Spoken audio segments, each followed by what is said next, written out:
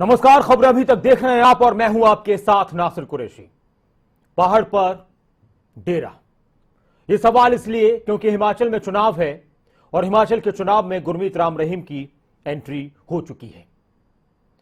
और यह बात भी है कि अगर किसी इंसान को उसके गुनाहों की सजा कानून ने दे दी है तो जरूरी नहीं कि उससे सभी ताल्लुकात तोड़ लें।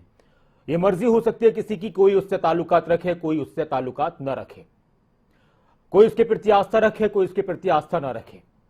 किसी के प्रति आस्था रखना, किसी गुनहगार के प्रति आस्था रखना गैर कानूनी नहीं हो सकता। हां, कानून या फिर समाज के लिहाज से उसको बहुत से लोग खराब कह सकते हैं, अनैतिक कह सकते हैं।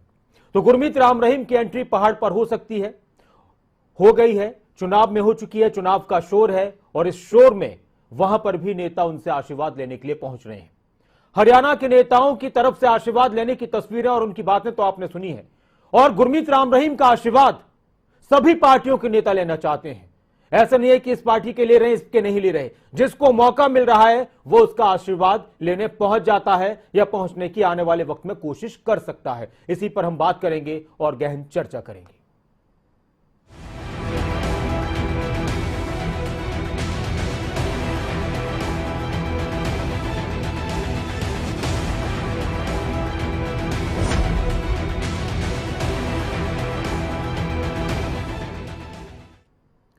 चर्चा इस पर जरूर होगी कि क्या जरूरी है कि बाबा का आशीर्वाद चुनाव में लेने से वोट मिलते हैं।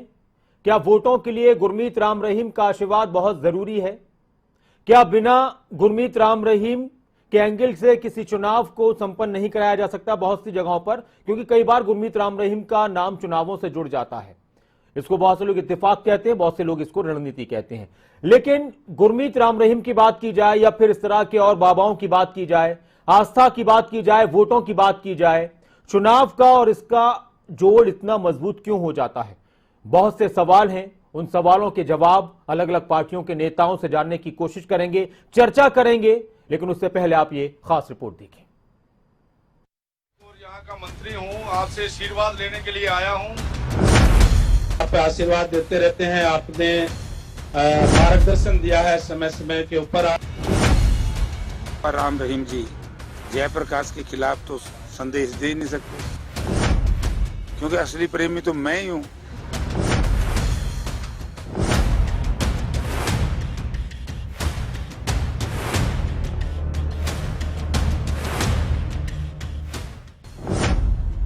पहाड़ की सर्द हवाओं के बीच वोटों की गर्मी के लिए सियासत की तपिश अब राम रहीम के डेरे तक पहुंच गई है।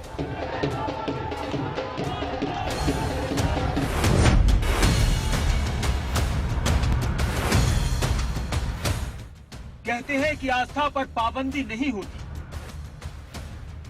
कहते तो ये भी है कि मोहब्बत और जंग में सब जायज होता है।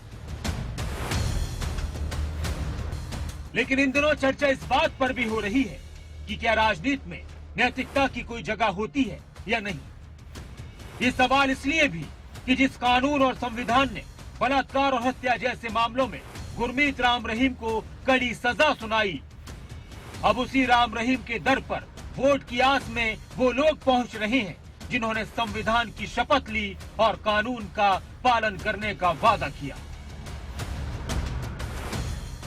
वोट के लिए बाबाओं के प्रति प्रेम लगभग सभी पार्टियों के नेताओं में उमड़ता है। अब कोई बाबा चाहे पाखंडी हो, हत्यारा हो या बलात्कारी, अगर उसके जरिए वोट मिलने की आस हो तो नेताओं का विश्वास उस पर बढ़ जाता है। देश में चुनाव के दौरान कई बार ऐसा देखा गया कि बाबाओं का आशीर्वाद लेने के लिए नेता सब कुछ भूलकर किसी के डेरे, किसी के आश्रम में पहुंच जाते हैं। फिर वो बाबा आसाराम हो, रामपाल हो या राम रहीम, बाबा के आशीर्वाद के भूखे हो रहे नेताओं में बाबा का असली नकली भक्त बनने की होड़ लगी है। सियासी फायदे के लिए लिफाफे में धर्म को बेचने वाले ठेकेदार हर तरफ हैं।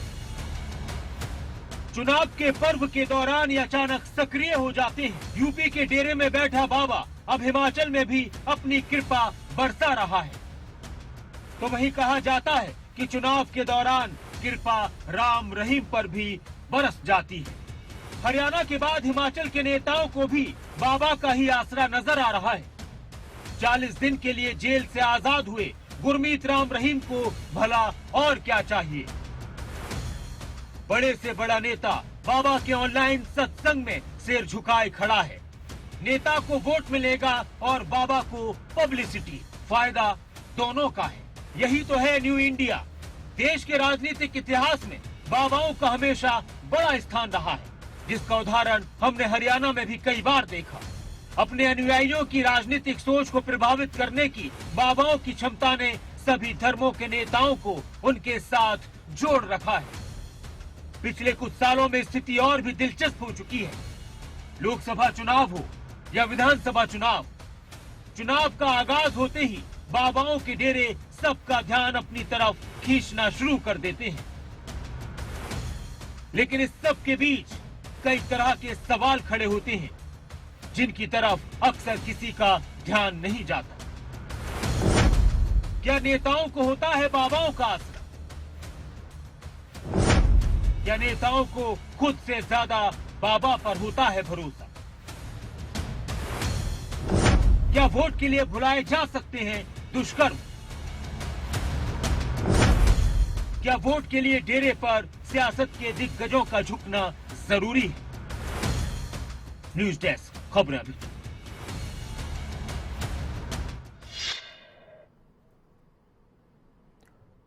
चर्चा चुनाव और इस तरह के बाबाओं के गठजोड़ को लेकर या उसके असर पर भी बात हम करेंगे। और हमारे साथ खास मेहमान जुड़ चुके हैं। हमारे साथ आयन मेहता साहब जुड़ चुके हैं कांग्रेस से, हमारे साथ संजय शर्मा साहब जुड़ चुके हैं बीजेपी से, और हमारे साथ पंकज पंडित जी जुड़ चुके हैं आम आदमी पार्टी से। बहुत बहुत स्वागत है आप सभी का खबरें अभी तक पर। संजय शर्मा जी नमस्कार।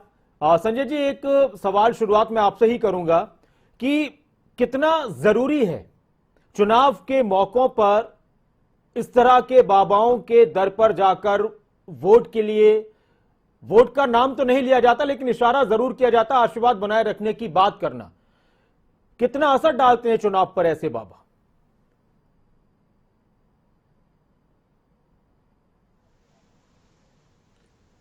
देखिए, हिंदुस्तान जो है वो आस्था प्रधान देश है। यहाँ पे तरह तरह के मत और मतांतर हैं और अलग अलग मतांतरों के जो है वो अनुयायी हैं, और हर कोई जो है वो अपनी अपनी आस्था से बंधा होता है। इसलिए जब ऐसा कोई भी ना चुनाव बल्कि जब भी कोई ऐसा कार्य होता है तो अपने अपने उसके लिए शुभ के लिए जो है वो आशीर्वाद देवताओं का, चाहे कोई ऐसे धर्म गुरु हैं उनका आशीर्वाद जो है वो समय समय के ऊपर जो है वो हिंदुस्तान में, देश में लेते रहते हैं।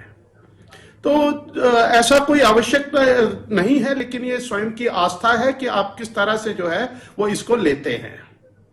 ठीक है सर, ये आपकी पहली प्रतिक्रिया। और पंकज पंडित जी, आस्था है और आस्था किसी के भी प्रति हो सकती है, जरूरी नहीं है कि कोई किसी में आस्था रखे तो सभी रखें या कोई किसी में नहीं रखे तो सभी नहीं रखें। आप क्या मानते हैं, बाबाओं के आशीर्वाद से वोट मिलते हैं?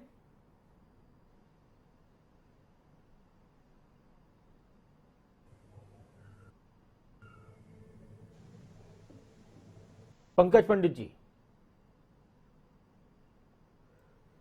शायद आवाज नहीं पहुंच रही, एक बार फिर से हम उनसे कनेक्ट करते हैं। मेहता साहब भी हमारे साथ जुड़े हैं कांग्रेस से। मेहता साहब, क्या कहेंगे, गुरमीत राम रहीम की एंट्री हिमाचल के चुनाव में हो रही है, हो चुकी है, या फिर कुछ नहीं है, इससे कोई फर्क नहीं पड़ता? देखिए, सबसे बड़ी बात तो यह है, जो एक हार्डकोर जी कन्विक्ट है, 2017 में उन्हें 20 साल की सजा होती है 2 शिष्याओं के मर्डर करने में, जो उनके अनुयायी थी। 2019 में एक जर्नलिस्ट को मर्डर केस में उनको सजा होती है, और 2021 में एक मैनेजर को मर्डर करने में उनको सजा होती है। हैरानी की बात यह है कि जब जब हरियाणा में चुनाव आते हैं तो आप देखेंगे आदमपुर का चुनाव 3 नवंबर को होना है जी, पंचायतों का चुनाव हरियाणा में होना है जी, और साथ में हिमाचल का विधानसभा का चुनाव होना है। तो ऐसे वक्त में ये डिविजनल डिस्ट्रिक्ट मजिस्ट्रेट जो अपनी रिपोर्ट देता है जो डीजीपी प्रिजनर को जाती है कि भाई किस कंडीशन पे उनको ये पैरोल दी जाती है। 40 दिन के लिए अभी पैरोल उनको दी गई और सीधा उन्होंने आते ही एक वीडियो वायरल कर दिया कि आप जो है हमारे आदेश मानिए, वोट देने के लिए आदेश मानिए। तो ये देखिए, ये बड़ा चिंतन का विषय है कि हार्डकोर प्रिजनर जो है उनको आप ऐसे ऐसे मौके पर, पंजाब के चुनाव के वक्त फरवरी में उनको छोड़ा गया था, जून में फिर पैरोल दिया गया और अब पैरोल दिया गया क्योंकि हरियाणा में आदमपुर का 3 नवंबर को उपचुनाव है, पंचायतों को चुनाव है। हिमाचल चुनाव पर इसका कोई असर पड़ेगा? मंत्री विक्रम ठाकुर भी पहुंचे थे उनके दरबार में आशीर्वाद लेने के लिए, उनकी तारीफ भी कर रहे थे। आस्था हो सकती है, सबकी अपनी अपनी आस्था, कोई गुरुओं पे आस्था है कि देवी देवताओं पे आस्था है। हिमाचल प्रदेश जो है देवी देवताओं की भूमि मानी जाती है, लेकिन हिमाचल प्रदेश में जो है इस तरह का उनकी अपील का या उनके आशीर्वाद का कोई चुनाव में फर्क नहीं पड़ने वाला है, क्योंकि पहले हिमाचल प्रदेश की जनता ने मन बना लिया है। 55 लाख जो 60,000 मतदाता है, उन्होंने मन बना लिया कि यहाँ पर जो है एक रिवाज बदलना है और कांग्रेस पार्टी की सरकार को स्थापित करना है। तो ये यहाँ पर हिमाचल प्रदेश में उनके किसी भी अपील का या किसी भी रिवाज अगर बदल गया तो फिर तो बीजेपी की सरकार आ जाएगी। रिवाज तो ये है कि किसी की रिपीट नहीं होती सरकार,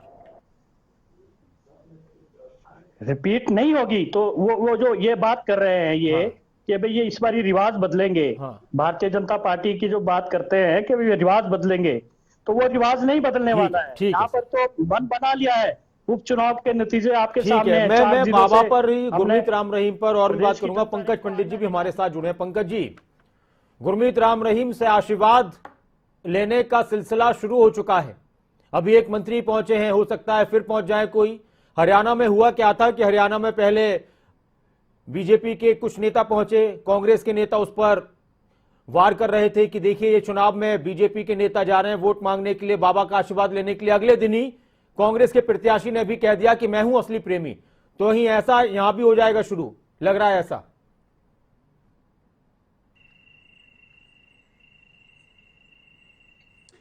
देखिए, मुझे लगता है चुनाव जीतने के लिए सबसे महत्वपूर्ण होता है जनता का आशीर्वाद, और जिसके साथ जनता का आशीर्वाद है उसे जीतने से कोई नहीं रोक सकता है।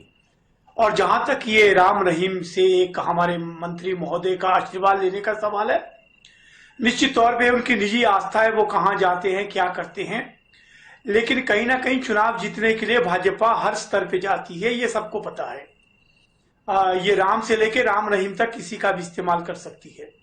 लेकिन मेरा मानना है कि जब आप एक राजनीतिक जीवन में होते हैं, वहां पे बहुत कुछ देखा जाता है कि आप किन्हें फॉलो करते हैं, आप कहां जाते हैं। लेकिन मेरा ये मानना है कि अंतिम समय ये आशीर्वाद काम नहीं आएगा। अगर आपने 5 साल तक जनता का कार्य नहीं किया है, अगर जनता का आशीर्वाद नहीं है, तो अब आपको किसी भी बाबा का, किसी भी दरबार का आशीर्वाद आपको नहीं बचा पाएगा। मेरा इस मामले में स्पष्ट कहना है। बाकी निजी आस्था है, कौन कहां जाता है, क्या करता है, लेकिन चुनावों के समय सबको कई डेरों की याद आती है, तो उसी कड़ी में ये है। लेकिन इस पर मैं ज्यादा टिप्पणी नहीं करना चाहूंगा, लेकिन भाजपा से जनता का आशीर्वाद उठ चुका है और उनकी विदाई तय है।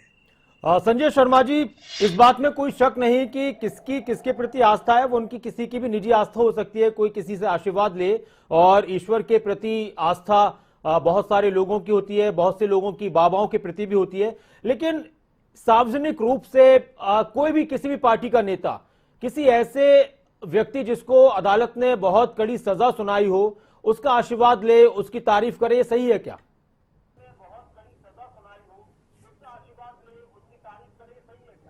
कुरैशी जी, मैं जहां तक विक्रम ठाकुर जी को जानता हूं, वो बहुत सरल स्वभाव के व्यक्ति हैं।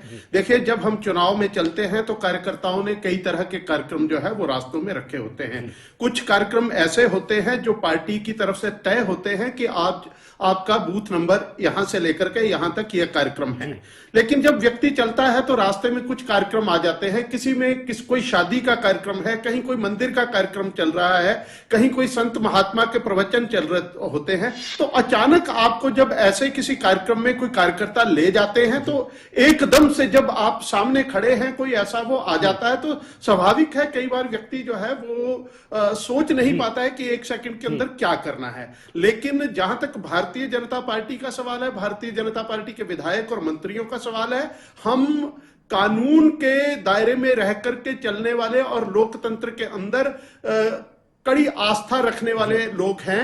हम किसी भी तरह के ऐसे किसी भी विवादित व्यक्ति, चाहे वो बाबा है, चाहे वो ऐसी उस पे जिसके ऊपर कानून ने जो है वो सख्त संज्ञान लेकर के उसे जेल में भेजा है, वहां पे हमारी कोई आस्था ऐसे व्यक्ति के साथ जो है वो ना तो पार्टी की तौर पे ना निजी तौर पे हो सकती है। और जहां तक समझता हूं विक्रम जी का भी, उन्होंने भी पता नहीं किस परिस्थिति में वो वहां पे, हालांकि उनका बयान आया है, मैंने भी सुना था उनका भी, विक्रम सिंह ठाकुर उनका बयान आया थी, जो आप बात करें उन्होंने यही बात कही कि क्षेत्र में है लोग कहीं पर कोई प्रोग्राम कर रहे हैं तो उस वक्त लोगों की भावनाओं का भी ख्याल रखा जाता है, यही बात वो कह रहे थे।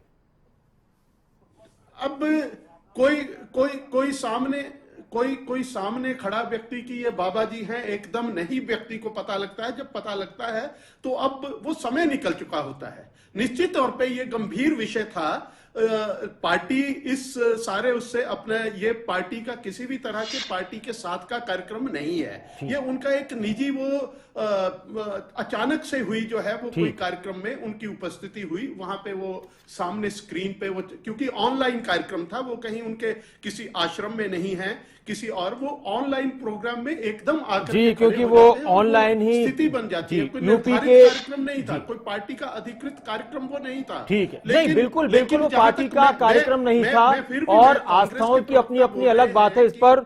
वो आपकी पार्टी का नहीं था, वो लोगों ने किया, वो वोट मांगने के लिए अपने क्षेत्र में गए, वहां पर उनको लोगों ने बुला लिया, यही बात आ रही थी। लेकिन कुछ सवाल इस पर उठ रहे हैं, कांग्रेस की तरफ से भी उठ रहे थे, तो क्या मेहता साहब, क्योंकि जो मैंने अभी जिक्र किया था कि हरियाणा में भी ऐसा वाकया आया, हरियाणा में बीजेपी की एक मेयर और हरियाणा के विधानसभा के जो डिप्टी स्पीकर हैं वो किसी प्रोग्राम में चले गए, तो एक दिन पहले जब हम चर्चा कर रहे थे तो कांग्रेस के जो प्रवक्ता थे वो काफी बरस रहे थे कि देखिए ये वोट के टाइम पर ऐसा करते हैं, ऐसे बाबाओं को गुरमीत राम रहीम के दर पर अपना सिर झुका रहे हैं। अगले दिन ही आपकी पार्टी के जो प्रत्याशी हैं हरियाणा में, जयप्रकाश जी, उन्होंने कहा कि असली प्रेमी तो मैं हूं बाबा का, सच्चा प्रेमी तो मैं हूं।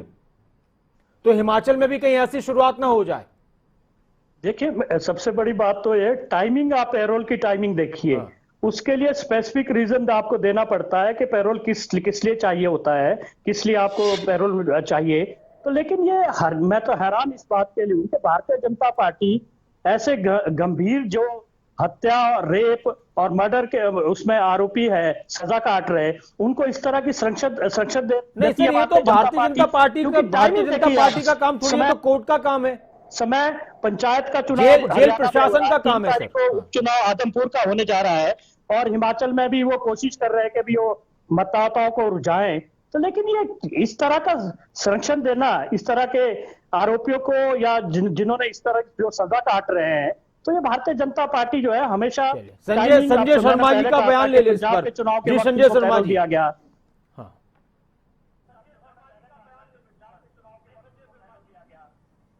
कुरैशी जी, मैं आपको बताना चाहूंगा 2018 के लोकसभा का मध्य प्रदेश का चुनाव था, और 2019 के लोकसभा चुनाव में भी मध्य प्रदेश के अंदर एक मिर्ची बाबा हैं, स्वामी वैराग्यानंद उनको कहते हैं।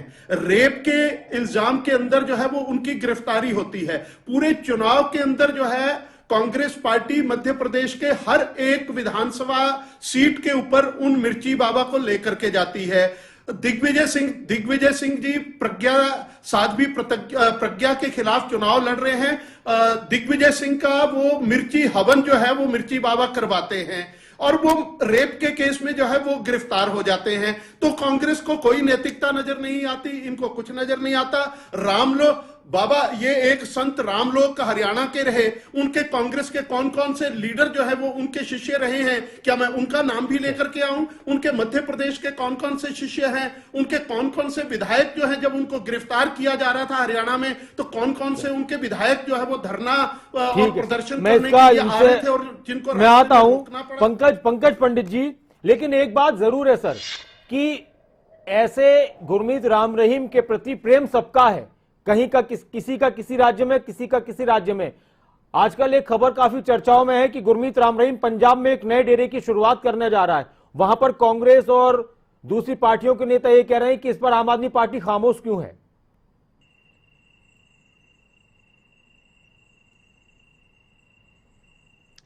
देखिए, मैंने पहले कहा है कि जहां तक गुरमीत राम रहीम की बात है, उनका प्रभाव हरियाणा की राजनीति में आप देख चुके हैं।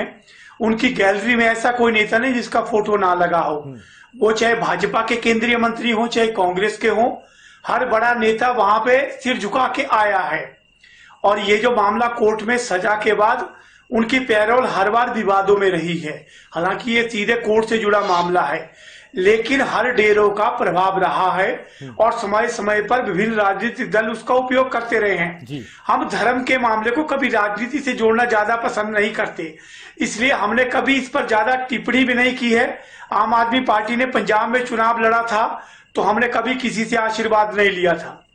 हमने सिर्फ जनता के आशीर्वाद पे भरोसा रखा था और हमने जनता के मुद्दों पे ही चुनाव लड़ा था। तो आम आदमी पार्टी का स्पष्ट है कि जहां तक चुनाव की बात है, मैंने पहले कहा ये निजी आस्था है, कौन कहां जाता है, लेकिन जब आप राजनीति में होते हैं तो आपको ये जरूर देखना है कि आपकी निजी आस्था किसके साथ जुड़ी है। आपसे आखिरी सवाल है मेरा, आपसे आखिरी सवाल, फिर मैं यही सवाल सभी प्रवक्ताओं से करूंगा कि क्या ऐसा होना चाहिए, क्या ये जरूरी है कि चुनाव के वक्त इस तरह के बाबाओं को, कम से कम जिन पर बड़े बड़े गंभीर आरोप हैं, जिनको अदालतों ने दोषी करार दे दिया गया है, क्या ऐसे बाबाओं को चुनाव के दौरान दूर रखना चाहिए? चुनाव से नेताओं को सार्वजनिक रूप से उनके प्रति अपनी आस्था जताने से बचना चाहिए, कि मानते हैं आप?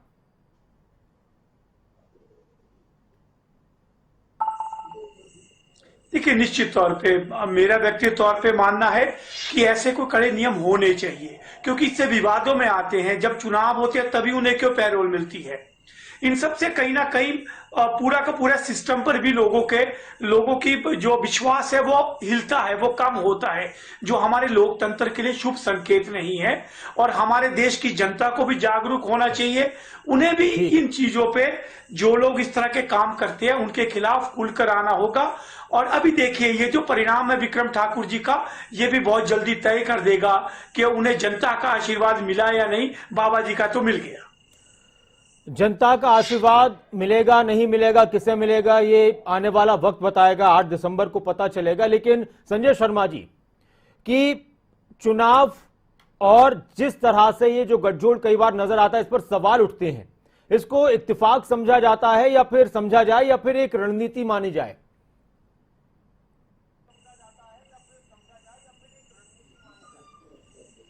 नहीं, अगर जो मेरा जो वर्तमान जिस विषय के ऊपर हम चर्चा कर रहे हैं, ये तो एक किसी संयोग से हो गया, कोई ऐसा निर्धारित वो नहीं था। लेकिन जहां तक आप पार्टी के प्रवक्ता बोल रहे हैं, अब वो पार्टी जिसने एक राष्ट्रीय संत अन्ना हजारे जी, जिसकी गोद में बैठ करके जिनको जो है वो लोकपाल के आंदोलन से निकल करके उनको जो है वो ठगा, उनको वापिस जो है वो महाराष्ट्र में पटक दिया, जिन्होंने इतना बड़ा धोखा जो है एक राष्ट्रीय संत के साथ किया है, वो उनका प्रवचन तो वैसे ही अच्छा नहीं लगता कि लोकपाल के ऊपर शुरू आंदोलन से जो है जिसने अपनी राजनीति की राह निकाल ली और जिसके सहारे, जिसके कंधे के ऊपर बैठ करके निकाली, उनको दुत्कार करके परे फेंका। और जहां तक सवाल है बाबाओं का, अब ये जो है ये शुरू से, जब श्रीमती इंदिरा गांधी थी वो धीरेन्द्र ब्रह्मचारी को लेकर के चलती थी, वो चंद्रा स्वामी कंट्रोवर्शियल बाबा रहे हैं, फाइनेंशियल इरेगुलरिटीज के उनके ऊपर केसेस चलते रहे हैं। ऐसे बड़े बड़े नेता जो हुए हैं वो भी इन बाबाओं को लेकर के चलते रहे हैं। लेकिन भारतीय जनता पार्टी जनता के अंदर किए हुए काम और अपनी आस्था जनता के प्रति रख करके काम करती है और उन्हीं के आशीर्वाद से जो है वो आखिरी प्रतिक्रिया की बहुत ज्यादा इसलिए भी बचा जा रहा है बोलने से क्योंकि चुनाव का वक्त है। बाबा का आशीर्वाद मिले ना मिले वो अलग बात है, कहीं ऐसा ना हो कि नुकसान हो जाए बाबा के खिलाफ बोलने से। मैंने पहले भी कहा, पंचायत के चुनाव है, आदमपुर का चुनाव है, हिमाचल में चुनाव है, ऐसे वक्त पर जो हरियाणा सरकार ने उन्हें पैरोल दी है, तो ये गंभीर एक सवाल पैदा करता है कि सरकार जो जानबूझकर इस ऐसे आरोपी को, जिनको 20-20 साल की सजा हो रखी है, मर्डर रेप में सजा हो रखी है, तो भारतीय जनता पार्टी का ये दोहरा चेहरा है। अगर बाबा की दखल अंदाजी हिमाचल के चुनाव में और जगह जगह मान लीजिए और कहीं के नेता भी जगह जगह से नेता आशीर्वाद लेते हैं, तो क्या आप लोग विरोध करेंगे खुलकर? देखिए, हम आरोपी की बात कर रहे हैं क्योंकि वो हत्या और रेप के आरोप में इस वक्त अंदर है। तो हरियाणा सरकार ने किस रिपोर्ट के आधार पर जो है उन्होंने उनको पैरोल दी। और ऐसे समय पर जब हिमाचल के चुनाव भी है, हरियाणा के चुनाव भी है, तो वोटरों को प्रभावित करने के लिए जो है उनको एक रणनीति के तहत अपने दोहरे चित्र को देखते हुए भारतीय जनता पार्टी का यह आरोपियों के एक पूरा संरक्षण की वजह से जो है उन्हें पैरोल दी गई है। चलिए, अब इस बात को जनता किस तरह से समझती है। बहुत बहुत शुक्रिया, आप हमारे साथ जुड़े। मेहता साहब बहुत शुक्रिया, संजय शर्मा जी आपका बहुत शुक्रिया, पंकज पंडित जी आपका बहुत शुक्रिया खबरों अभी तक के साथ जुड़ने के लिए। बाबा की अगर बात की जाए, गुरमीत राम रहीम की अगर बात की जाए, तो गुरमीत राम रहीम का रिश्ता विवादों से जितना पुराना है, चुनाव से भी उतना पुराना है। चुनाव के दौरान, चाहे वो लोकसभा का चुनाव हो या उत्तर भारत की अगर बात करें, खासतौर से विधानसभाओं के चुनाव हो, तो गुरमीत राम रहीम का कहीं ना कहीं जिक्र जरूर होता रहता है। अब हिमाचल के चुनाव में गुरमीत राम रहीम का क्या कोई असर होगा? हिमाचल के चुनाव में क्या गुरमीत राम रहीम से आशीर्वाद लेने वालों की तादाद बढ़ जाएगी, या पार्टियों की तरफ से अंदरूनी तौर पर अपने नेताओं को यह कह दिया जाएगा कि बाबा का आशीर्वाद लेने से बचें? यह आने वाला वक्त बताएगा। आप बने रहें खबर अभी तक के साथ, जहां खबरों का सिलसिला लगातार जारी है। अपना ख्याल रखें। नमस्कार।